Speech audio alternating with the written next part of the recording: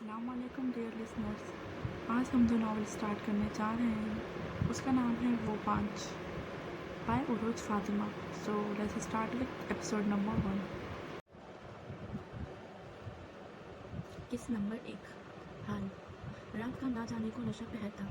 वो खिड़की के आगे खड़ी दूर सड़क पर चमकते चांद को देख रही थी। चांद भी अपनी पूरी आंखों ताव से चमक रहा था। इतनी ठंडी में भी वो बिना किसी गर्म कपड़ों के नंगे पाँव खड़ी एक टक चांद को देख रही थी। वो वहाँ होते हुए भी वहाँ मौजूद नहीं थी। अचानक तेज हवा से खिड़की का एक पार्ट जोर से दरवाजे से टकराया, जिससे वो होश की दुनिया में वापस आई। उसने गर्दन मोड़कर पीछे लेटी अपनी रूममेट को देखा, जो आवाज़ पर जरा सा कसमसाई और फिर करवट बदलकर सो गई। वो खामोशी से चलते हुए बेड तक आई। बेड के साइड टेबल से स्लीपिंग पिल्स ली, पानी की मदद से इसे हलक से नीचे उतारा और लेट गई। वो जानती थी नींद तो इसे फिर भी नहीं आनी। माजी, सिट, नो नो प्लीज़, मैं तुम्हारी फ्रेंड हूँ ना। तुम इतनी ठंडी में मुझ पर ऐसा जुल्म करोगे? टीना भागते हुए मुसलसल चिल्ला रही थी। सिट इसके पीछे पानी से भरा गुब्बारा लिए इसे पकड़ने की कोशिश में हलकान हो रहा था। एक गुब्बारा इसने टीना को मारा, मगर वो बच गई। टीना सामने से आते राहुल के पीछे चुप कर अपना सांस बहाल करने लगी। सिट भी वहीं रुक इसकी तकलीफ करने लगा। देखो ना, ये क्या कर रहा है? टीना मासूम सी शक्ल बनाए बोली। मैंने क्या किया? ये जो तुमने अभी मेरे साथ किया, इसका बदला ले रहा हूँ। सिट ने अपनी शर्ट की ओर इशारा करते कहा, जो पूरी भीगी हुई थी। मैं इतने आराम से वहाँ बैठा तुम सबका वेट कर रहा था, और तुमने ये कर दिया। मैं कह रहा हूँ इज्जत से बाहर आ जाओ, वरना। सिट ने उंगली उठाई, इसे तनबिया करते कहा, वरना क्या? मैं डरती नहीं हूँ तुमसे। आओ मारो मुझे, मगर पहले पकड़ तो लो। टीना इसे अंगूठा दिखाए मजीद सुलगा गई। सिट गुस्से से इसकी ओर बढ़ा। क्या यार, एक कमज़ोर लड़की से बदला ले रहे हो? राहुल को, जो कब से खामोश खड़ा इनकी तकरार सुन रहा था, सिट को रोकते हुए मज़े से बोला, कौन कमज़ोर? मैं कोई कमज़ोर नहीं हूँ। टीना सिट को छोड़कर राहुल को चिमट गई। अच्छा, तो फिर सिट कमज़ोर होगा, जो एक लड़की के हाथों जलील हो रहा है। क्यों सिट? राहुल ने मासूमियत से कहकर सिट की ओर देखा। मैं कोई कमज़ोर नहीं हूँ। सिट सीने अकड़ाए बोला। वो तो मेरा ध्यान नहीं था, इसलिए ये हुआ, और वरना इसे बताता। सिट ने खूंखार नज़रों से टीना को घूरते कहा, क्या बताता? तुम पिछले आधे घंटे से तुम इसे पकड़ने की कोशिश कर रहे हो, और ये है जो हाथ ही नहीं आ रही। छी छी छी सिट, तुम एक लड़की नहीं पकड़ पा रहे हो? राहुल ने तसफ से सर हिलाया। मर्द बनो सिट, मर्द। राहुल ने इसके कंधे पर हाथ रख के मजबूत लहजे में कहा। तुम्हें मैं मर्द नहीं लगता? सिर्फ सदमे से बोला। टीना ने बमुश्किल अपनी हंसी दबाई। राहुल को भी इन दोनों को तपाने में मज़ा आता था, और अब भी वो अपना दांव खेल चुका था। मैंने ऐसा नहीं कहा, मैं तो बस ये कह रहा था, तुम एक लड़के होकर एक लड़की को नहीं पकड़ पा रहे हो। राहुल ने मासूमियत के आखिरी हद को छूते कहा। राहुल हाथ छुड़ाता वहाँ से निकल गया। सिट ने राहुल के जाते ही टीना पर अटैक किया। टीना बार वक्त नीचे झुकी, पानी से भरा गुब्बारा पीछे से आते अक्षय के शर्ट पर लगा, और देखते ही देखते इसकी सारी शर्ट भीग गई। ये क्या किया तुमने? अक्षय ने सदमे से अपनी शर्ट को देखते कहा। वो मैं तो टीना को। सिट ने टीना की ओर इशारा किया, मगर ये क्या? टीना इसके गुब्बारे लगते ही वहाँ से रफू चक्कर हो चुकी थी। इसे टीना पर ढेरों गुस्सा आया। सॉरी, सिट ने बदतसी निकालते कहा, और वहाँ से तेज़ी से भागा। थोड़ी देर पहले वाला सीन अब दोबारा शुरू हो चुका था, पर इस बार भागने वाला सिट और पकड़ने वाला अक्षय था। क्या यार, तुम यहाँ हो? मैं तुम्हें कब से ढूंढ रहा हूँ। राहुल, जो कब से वो रोज़ को ढूंढ रहा था, आखिर इसे लाइब्रेरी में मिली। तुम्हें पता तो है, अगर मैं क्लास या कैंटीन में ना मिलूँ तो लाइब्रेरी में ही होती हूँ। वो रोज़ ने धीमी सी आवाज़ में मुस्कुराकर कहा। हाँ यार, भूल गया था, चलो कैंटीन में चले। बाकी सब पहुँच गए। रोज़ ने बुक वापस बैग में रखते पूछा। हाँ, सब वही है, बस तुम्हारा इंतज़ार हो रहा है। राहुल ने आगे चलते कहा। रोज़ छोटे छोटे कदम उठाते इसके पीछे चल रही थी। वो कैंटीन पहुँचे तो सामने ही वो तीनों बैठे नजर आए। हेलो गाइस, रोज़ ने बुलंद आवाज़ में कहा, और चेयर घसीट कर बैठ गई। राहुल के साथ ही चेयर पर बैठ गया। कहाँ थी यार? तुम्हें पता है ना, इस वक्त सबको कैंटीन में होना चाहिए। टीना ने खफकी से कहा। सॉरी यार, लाइब्रेरी में टाइम का पता ही नहीं चला। रोज़ ने इसके पोले गाल खींचते मोहब्बत से कहा। छोड़ो टीना, तुम्हें पता तो है, जब ये लाइब्रेरी में हो तो इसे वक्त की कहाँ होश लेती है। अक्षय ने शरारत से कहा। पता नहीं इतना पढ़ कैसे लेती है। हमसे तो नहीं होता। सिर ने बेख्तियार झुरझुरी ली। सब मुस्कुरा दिए। अच्छा छोड़ो, ये बताओ कोई नई ताज़ी। रोज़ ने रोज़ का जुमला दोहराया। पाकिस्तान बेजान से बात करते वो इनका एक जुमला बखूबी सीख गई थी, जिसे बोलना इसका रोज़ का मामूल था। नई ताज़ी से याद आया, कल डैड ने घर में एक छोटी सी पार्टी रखी है, और तुम सबको आना है। राहुल ने याद आने पर बताया। वो किस खुशी में? टीना ने चाहत कर पूछा। इसे पार्टीज अटेंड करना बहुत पसंद था। डैड ने एक नया केस जीता है, इसी खुशी में, राहुल ने बेजारी से बताया। वैसे रात, तुम्हारे डैड के लॉयर होने का एक फ़ायदा तो है, जबकि वो कोई केस जीतते हैं तो पार्टी ज़रूर देते हैं। टीना की आवाज़ में खुशी थी। वैसे राम, जब तुम भी लॉयर बन जाओगे तो ऐसे ही पार्टीज दिया करोगे ना? टीना ने आगे मटकाते पूछा। तुम्हें किसने कहा मैं लॉयर बनूंगा? मैं तो एक सक्सेसफुल बिजनेसमैन बनूंगा, बिल्कुल रजा अंकल की तरह। राहुल गर्दन अकड़ाते बोला। अपने पापा के नाम पर पुरुष के होठों पर मुस्कुराहट आई जबकि अक्षय ने एक कहा लगाया, क्या मसला है? मैंने कोई जोक नहीं मारा जो तुम यूँ हंस रहे हो। राहुल तबकर बोला, जोक से कम भी नहीं है ये तुम्हारे वो खड़ूस डैड होने देंगे तब ना। इन्होंने तो कसम खा रखी है तुम्हें लॉयर बनाकर छोड़ेंगे। यार मेरी मानो तो लॉयर बन जाओ कम से कम, हमें ऐसी पार्टीज तो देखने को मिलेंगी। अक्षय ने टीना के हाथ पर हाथ मारते क्या कहा लगाया, और जब सिर्फ पुलिस वाला बन जाएगा तब तो तुम दोनों का कारोबार भी खूब चलेगा। टीना ने भी अपना हिस्सा डाला।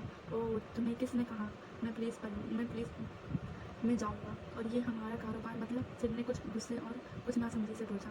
देखो ना सिड, जब तुम पुलिस वाले और राहुल लॉयर बन जाएगा तो तुम केस ला कर राहुल को देना और ये इन्हें हल करके जो पैसे कमाएगा इन्हें आधा आधा बांट लेना, सैलरी अलग से और दूसरी कमाई अलग से। इस तरह तुम्हारा कारोबार खूब चलेगा।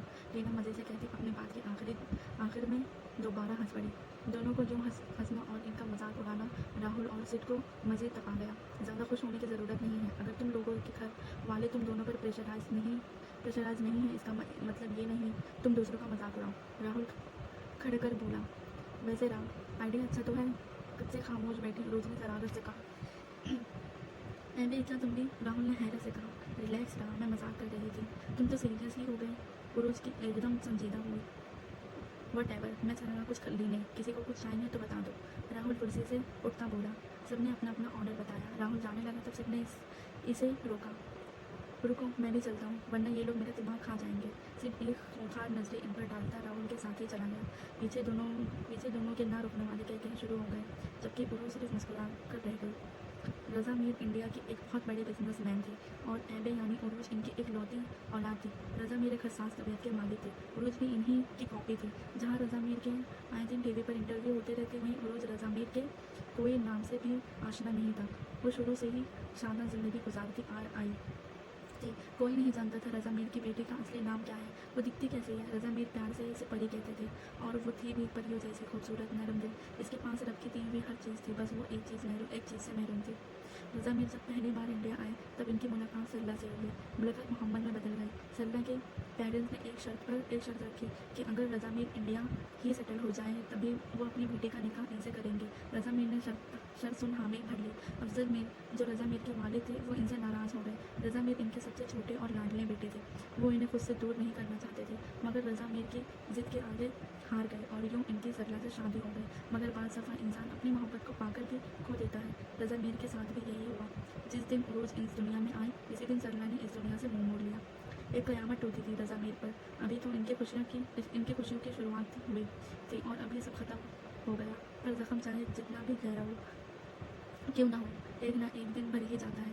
रज़ा मीर का जख्म भी भर गया और इसकी सबसे बड़ी वजह उरूज थी। उनकी ज़िंदगी इनके सरला की आखिरी निशानी। सरला के जाने के बाद एक बार फिर अफजल मीर और इनके जोजा ने इन्हें पाकिस्तान वापस आने का कहा, मगर इन्होंने साफ इनकार कर दिया। वो इस जगह को छोड़ना नहीं चाहते थे जहाँ इनकी और सरला की यादें थी।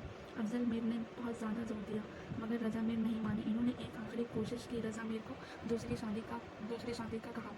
हर बार की तरह इन्होंने मना कर दिया। आखिर तक हार कर वो खामोश हो गए। रज़ा मीर उरूज की परवरिश अकेले नहीं कर सकते थे। सरला की मौत के बाद सरला के घर वालों ने उरूज को मनहूस का लक़ब देकर हर ताल्लुक तोड़ लिया। रज़ा मीर को अफसोस तो बहुत हुआ मगर कहा कुछ नहीं। रज़ा मीर ने उरूज के लिए एक मुलाजमा रख ली। शादियाँ भी हर वक्त उरूज के साथ होती। उरूज भी इनसे काफ़ी मायूस हो चुकी थी, जिसको देखते रज़ा मीर ने सादिया बी को अपने घर के फ़र्ज का मुकाम दिया। सादिया बी इस दुनिया में तनहा थी। रज़ा मीर उरूज का बहुत ख्याल रखते और इन्होंने सादिया बी को अपनी माँ का दर्जा दिया। वो तीनों अपनी ज़िंदगी में मशरूफ़ हो चुके थे मगर इतनी मशरूफ़ियत में भी वो सरला को नहीं भूले। राहुल के डैड लॉयर थे और सिड यानी सिद्धार्थ के डैड पुलिस कमिश्नर थे और दोनों के डैड ही ये चाहते थे कि वो दोनों भी इनकी फील्ड में आए, लेकिन दोनों को ही इस काम में कोई दिलचस्पी नहीं थी। टीना के डैड डॉक्टर थे और अक्षय के डैड बिजनेसमैन थे। दोनों के पेरेंट्स ने कभी इन पर कोई जोर आजमाई नहीं की। वो अपने फैसलों में आज़ाद थे और इसी का फ़ायदा उठाते टीना और अक्षय दोनों को बहुत तंग करते थे।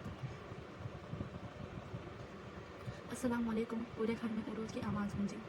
यह इसका रोज़ का मामूल था। वो जब भी घर आती बुलंद आवाज़ सलाम करती। घर में मौजूद सारे लोग इसकी इस आदत से वाकिफ़ थे।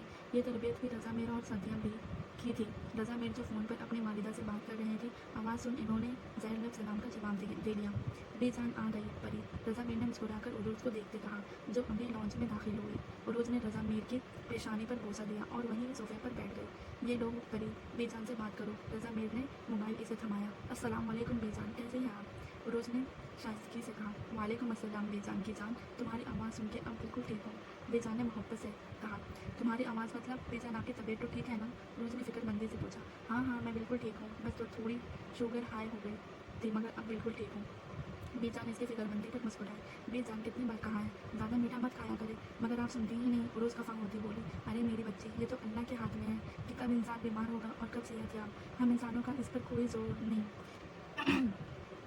बेजान ने सादगी से कहा। बेजान, जब आपको पता है कि मीठा खाने से आपकी शुगर हाई हो जाती है तो क्यों खाती हैं? और ऊपर से सारा इल्ज़ाम अल्लाह जी पर टाल दिया। उरूज मज़ीद खफा होती बोली। ऐसा नहीं कहते, अल्लाह की मर्जी के बगैर तो पत्ता भी नहीं हिलता। जीना मरना अल्लाह के हाथ में है, लेकिन एक दिन तो मरना ही है, मरना ही है।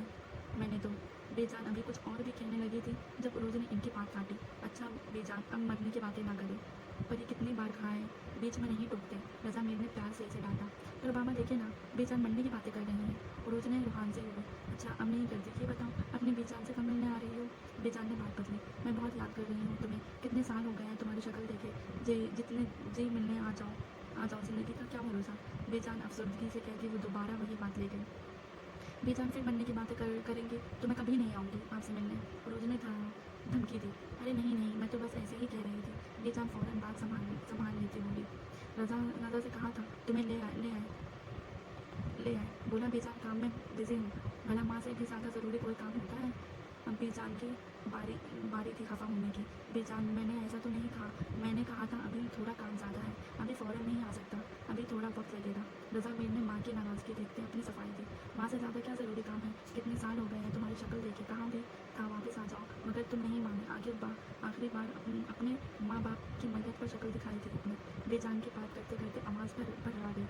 बेजान, क्या फ़ायदा पुरानी बातों को दोबारा दोहराने का, और आप रोई तो मत। अच्छा मैं उरोज को भेज दूँगा आपके पास। रज़ा मीर ने माँ का दिल रखने के लिए हामी भर ली।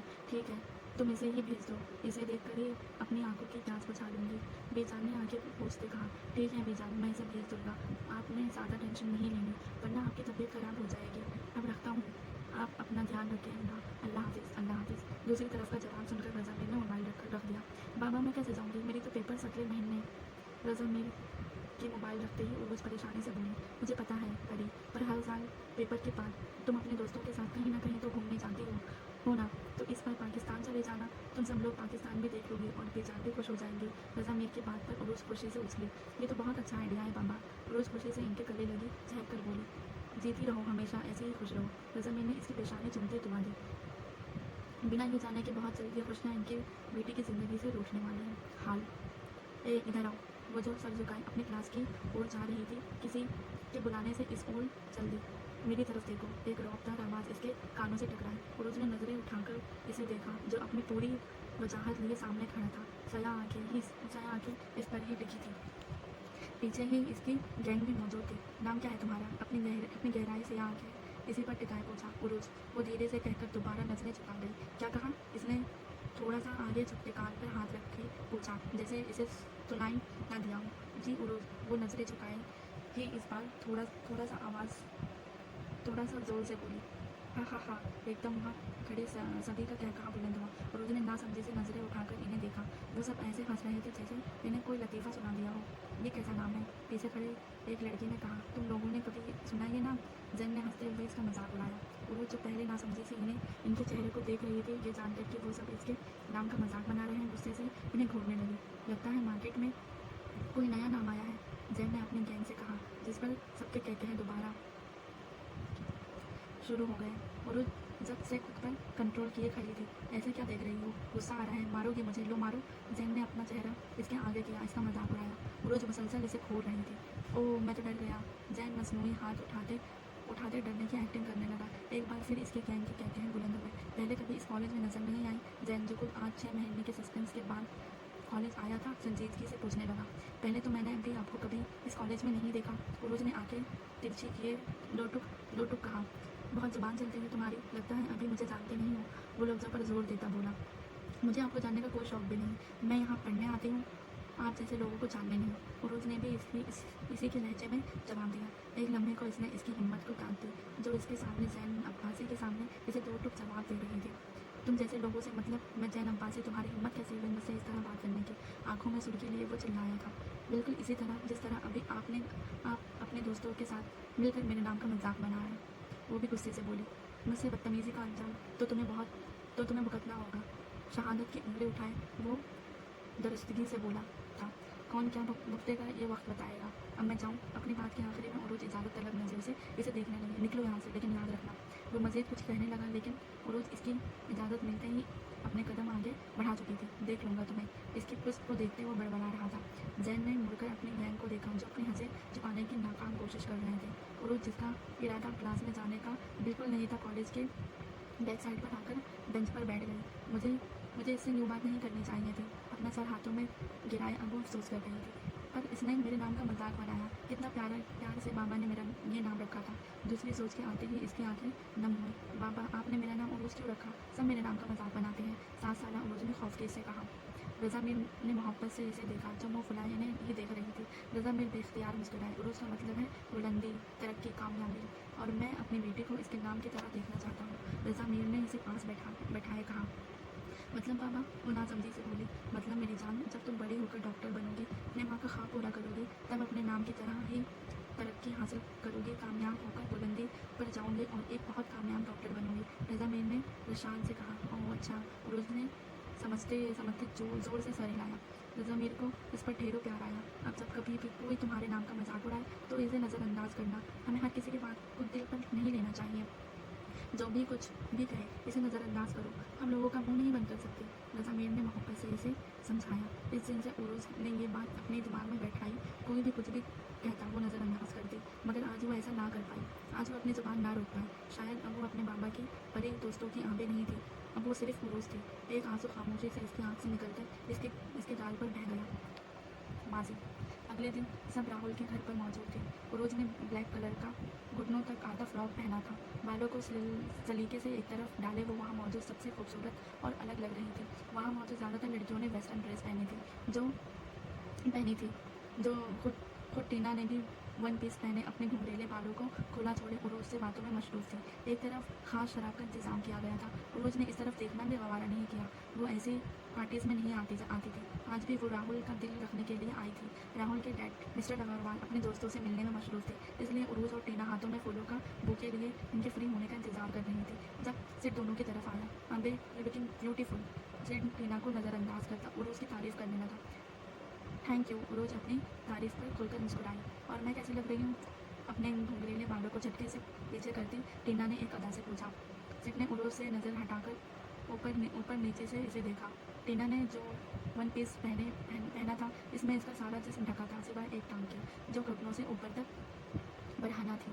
बाकी सब तो ठीक है, मगर सिड टूटी पर हाथ टिकाए पर जोर अंदाज में बोला, ये एक लड़के सिखाने की क्या ज़रूरत थी? सिड ने इसकी बरहना टांग की तरफ इशारा करके संजीदगी से कहा। क्या? जहाँ टीना सदमे से चिल्लाई, वहीं उरोज ने मुंह पर हाथ रखकर अपनी उमड़ आने वाली हंसी का गला घोटा। टीना अक्सर पार्टीज में ऐसी ही ड्रेसिंग करती थी, मगर सिड ने कल वाला बदला भी लेना था। तुम्हें दिखाई नहीं देता? इसे फैशन कहते हैं। टीना दबे दबे गुस्से से चिल्लाई। तौबा है ऐसे फैशन की। सिड ने कानों पर को हाथ लगाए कहा, उरोज को देख लो, कितनी खूबसूरत लग रही है, थोड़ी फैशन से ही ले लो। सिड इसे अंगारों पर बैठाता मज़े से बोला। बकवास बंद करो कमीने इंसान। टीना गुस्से से पागल होती बोली। बकवास तो नहीं कर रहा, हकीकत बता रहा हूँ। सिर्फ हकीकत नहीं, हकीकत। उरोज ने इसका जुमला दुरुस्त किया। हाँ वही। सिर्फ बात हवा में उड़ाते बोला। जब उर्दू आती नहीं तो बोलते क्यों हो? टीना ने इसे चढ़ाते कहा। नहीं आती तो क्या हुआ, सीख लूँगा। सिड ने कॉलर छाड़ते कहा। इससे पहले उरोज मज़ीद इनकी बहस सुनती, इसे राहुल के डैड दिखाई दिए, जो अकेले खड़े थे। उरोज इन्हें लड़ता छोड़ मिस्टर अग्रवाल की तरफ चल दी। Hello uncle, many congratulations. Uroj ने मुस्कुराकर बुके इनकी तरफ बढ़ाया। मिस्टर अग्रवाल ने एक नज़र उरोज को देखा, बुके को देखा, फिर पास से गुजरते वेटर को आवाज़ दी। Yes sir. वेटर पास आता मौदूद से बोला, ये बुके लो और इसे जाकर डस्टबिन में डाल दो। उरोज की मुस्कुराहट सिमटी। वेटर उरोज के हाथ से बुके लेता एक तरफ चला गया। उरोज नासमझी से अपने खाली हाथों को देख रही थी। पता नहीं राहुल भी कैसे कैसे लोगों को पार्टी में बुला लेता है। मिस्टर अग्रवाल ने एक नफरत भरी नज़र उरोज पर डालते कहा। उरोज का चेहरा हद तक लाल हो गया। मैंने कितनी बार राहुल को कहा है तुमसे दूर रहे, और तुम जैसे सारे लोगों से भी। मेरे जैसे लोगों से मतलब? उरोज ने नासमझी से पूछा। तुम जैसे धोखेबाज लोगों से। मिस्टर अग्रवाल अपने मुंह से जहर उगलते बोले। नफरत है मुझे तुम लोगों से। बचा? उरोज ने खुद पर जब्त करते पूछा। सालों पहले तुम लोगों को यहाँ से बाहर फेंका था, मगर नहीं, तुम लोगों को तो शौक है दूसरों के देश में डेरा डालने का। उन्होंने हकारत से कहा। बंटवारे के वक्त जहाँ बहुत से मुस्लिम पाकिस्तान गए थे, वहीं बहुत से यहाँ भी रह गए थे, तो इस हिसाब से यहाँ पहले ही बहुत मुस्लिम है, और ये सिर्फ आपका नहीं, इन मुस्लिम लोगों का भी मुल्क है। रोज ने भी भरपूर एतमाद से कहा। ये सिर्फ हमारा देश है। मिस्टर अग्रवाल दबे दबे गुस्से से चिल्लाए। तुम जैसे घटिया लोग। मिस्टर अग्रवाल मजीद जहर उगलने लगे जब उरोज ने इनकी बात काटी। बस आपका बहुत हो गया। आप राहुल के डैड हैं, इसलिए अब मैं आपका लिहाज कर रही हूँ। नहीं तो क्या? मिस्टर अग्रवाल इसकी बात काटते चबाकर बोले। मेरे घर में खड़ी होकर मेरे सामने जुबान चला रही हो? दफ़ा हो जाओ यहाँ से, इससे पहले मैं। Congratulation uncle. मिस्टर अग्रवाल की बात बीच में ही रह गई जब टीना, राहुल और अक्षय वहाँ आ गए। टीना ने अपने बुके आगे किया, खुशदिली से कहा, और oh thank you. Mister Agarwal ने मुस्कुराकर बुके थामते कहा। Congratulation dad. राहुल आगे बढ़कर इनके गले लगा। Thank you my son. Mister Agarwal सबसे मुबारकबाद ले रहे थे। उरोज एक तरफ खड़ी खुद को कंपोज करने की कोशिश कर रही थी। तुम्हें क्या हुआ? टीना ने इसका शुष्क चेहरा देखकर फिक्रमंदी से पूछा। नहीं, कुछ नहीं। वो ज़बरदस्ती मुस्कुराई, मगर आंखें इसके चेहरे का साथ नहीं दे रही थी। आर यू ओके ना? राहुल ने इसके चेहरे पर नज़र टिकाए पूछा। I am fine. राहुल वो डैड का फ़ोन आया था, दादी की तबीयत ठीक नहीं है, तो मुझे जाना होगा। रोज ने नज़र चुराए झूठ बोला। राहुल के डैड अपने किसी दूसरे गेस्ट की तरफ जा चुके थे। झूठ मत बोलो, आबे बताओ क्या बात है। राहुल जानता था अगर सादिया अम्मी की तबीयत ख़राब होती तब भी वो रोज़ को नहीं बताते, क्योंकि वो छोटी छोटी बात पर टेंशन ले लेती थी। राहुल बताया ना, बेचान की तबीयत ठीक नहीं है। फिरोज खुद पर जब्त करते बोली। इसका दमगश्त रहा था, वहाँ वो जल्द से जल्द वहाँ से जाना चाहती थी। अच्छा ठीक है, मैं तुम्हें छोड़ देता हूँ। राहुल आगे बढ़ता बोला। नोरा, मैं खुद चली जाऊँगी। फिरोज बिना इनका जवाब सुने तेज़ी से बाहर के जाने बढ़ी। इसे क्या हुआ? टीना ने इसकी पुष्ट पर नज़रें टिकाए इससे पूछा, जिसने टीना के सवाल के जवाब में कंधा उचकाया। मैं देखता हूँ। राहुल भी तेज़ी से इसके पीछे गया। अबे सुनो, राहुल ने इसके पीछे से आवाज़ दी।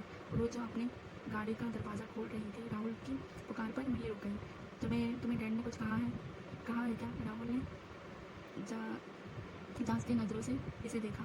नोरा, इन्होंने कुछ नहीं कहा। मैंने बताया ना, दादी की तबीयत ठीक नहीं, मैं इसे ले जा रही हूँ। रोज़ ने ज़बरदस्ती मुस्कुराते कहा। अच्छा ठीक है, पहुँच कर कॉल करना। राहुल ने मज़े सवाल तर्क करते कार का दरवाज़ा खोलते कहा। रोज़ सर हिलाते कार में बैठकर कार जन से भगाकर आगे बढ़ गई। राहुल कार के ओझल होने तक वहीं खड़ा रहा। वो रोज़ और अपने डैड की बातें सुन चुका था।